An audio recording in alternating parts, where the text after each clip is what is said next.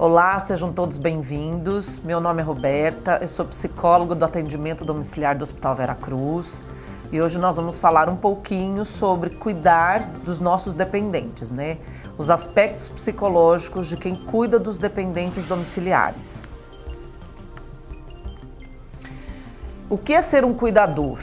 Então a gente sabe que um cuidador ele precisa ter muito amor à profissão, ele precisa ter dedicação, né?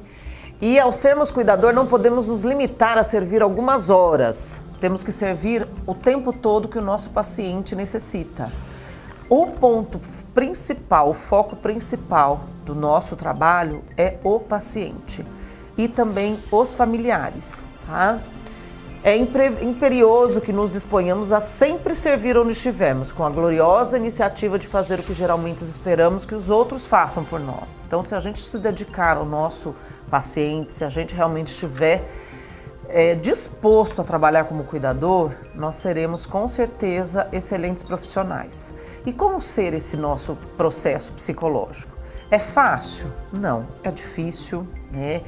É muitas vezes trabalhoso, pesado, nós não podemos levar as nossas complicações, os nossos problemas dos cuidados diários para a nossa família, para os nossos entes.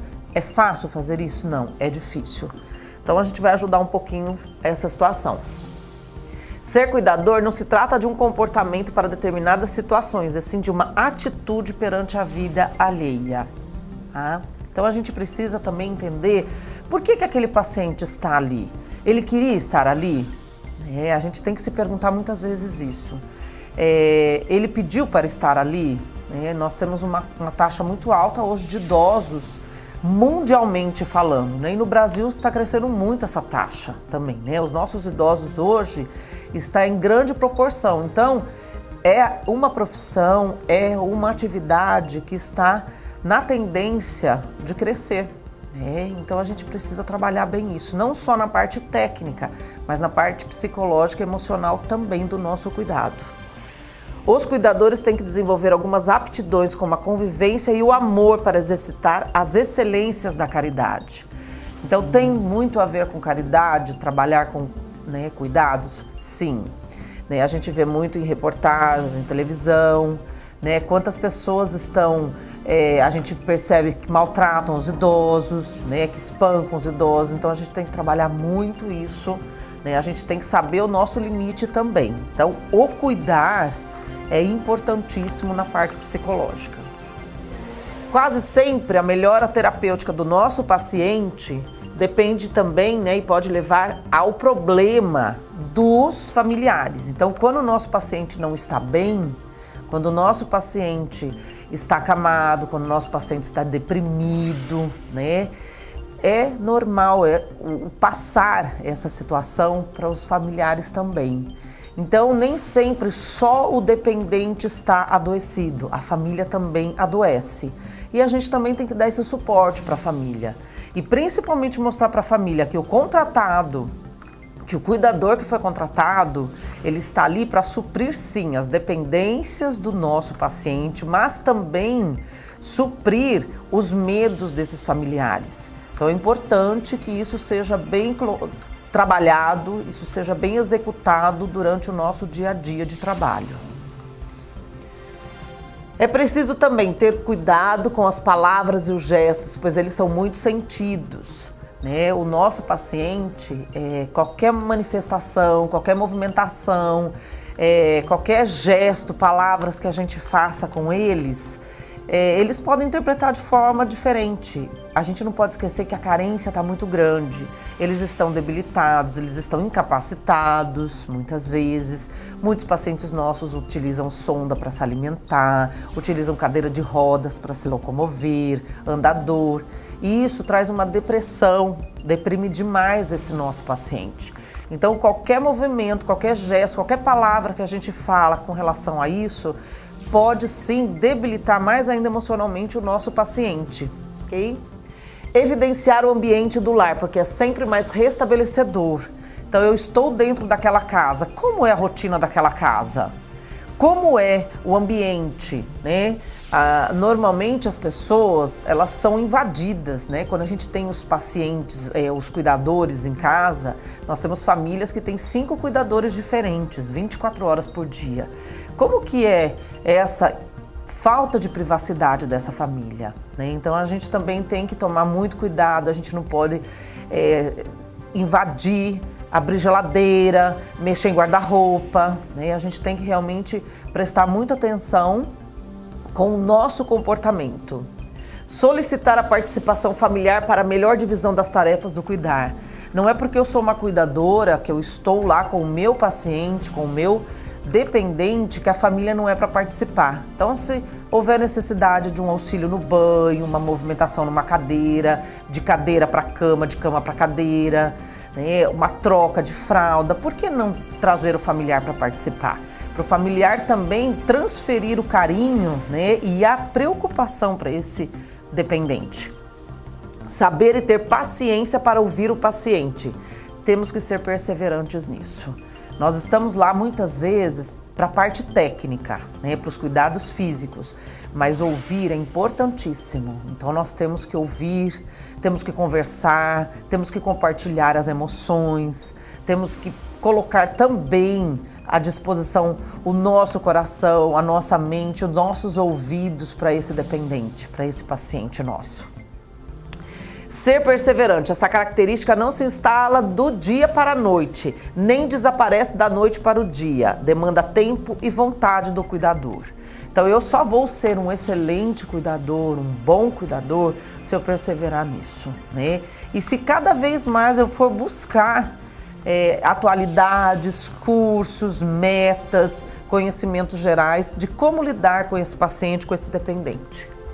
O que é ser um paciente dependente? Então eu entro numa casa como cuidadora. Eu estou entendendo quais são as características, quais serão minhas funções naquele local, né? Então, de imediato, a família passa, a equipe do domiciliar do Veracruz também vai passar, a equipe da nutrição, a equipe da fisioterapia, que muitas vezes necessita do auxílio do cuidador, né? A equipe da enfermagem, a equipe da psicóloga. Então, todos nós precisamos sim desse cuidador, né? Muitas vezes a gente necessita do auxílio físico, inclusive, né? Na parte psicológica, o auxílio que nós precisamos é realmente quando conversamos, orientamos o cuidador. Dê carinho, dê atenção, converse, coloque, às vezes, né, toques, né, manifeste o toque também no paciente. Quando for manipular esse paciente, ter muito cuidado, pedir sempre licença, né, pedir, olha, eu vou fazer, explique o que vai fazer, né, explique qual vai ser o trabalho que será feito, porque não podemos esquecer, é uma invasão ao outro. E o que a gente não gostaria para nós, a gente tem que pensar para o outro também não gostaria. O que é ser dependente? É a pessoa que vivencia a ocorrência da transformação dos órgãos e de todo o seu sistema do corpo humano. Ele está se tornando uma pessoa dependente. Ele está perdendo as características físicas, as movimentações. Então ele está entrando num processo de debilidade, principalmente física. Muitos também se inicia antes da física emocional. Nós temos o Parkinson, nós temos o Alzheimer, nós temos a demência senil, nós temos demência, temos várias características. Então a gente tem que prestar muita atenção qual é o problema do nosso paciente. Tem que aprender a lidar com a situação de tomar remédio todos os dias. O nosso dependente, muitas vezes, ele não gosta de tomar remédio. O cuidador tem que ter jeito, né? Ele tem que ter carinho, ele tem que ter uma perseverança novamente. Como que eu vou fazer meu paciente tomar a medicação se ele não quer? E se meu paciente está demenciado? É muito mais difícil. Então a gente tem que realmente assim achar estratégias, né? Carinho, amor, para a gente poder estar fazendo com que ele aceite.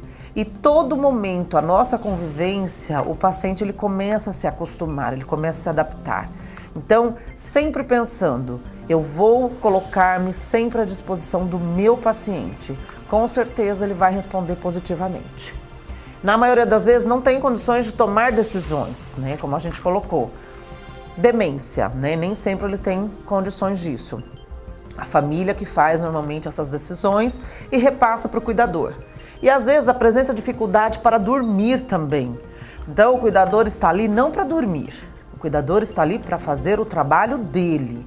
Então o cuidador ele tem que estar acompanhando esse dependente, esse paciente, e sempre que necessário. Então as trocas das fraldas, a sonda, a alimentação de sonda, então a movimentação, né, o sentar, o levantar, o deitar, para não tornar, né, o corpo físico dele debilitado, para não formar feridas. Então o cuidador ele está ali para cuidar e não para dormir. E também ajudar o nosso paciente a dormir, que muitas vezes ele tem essa dificuldade.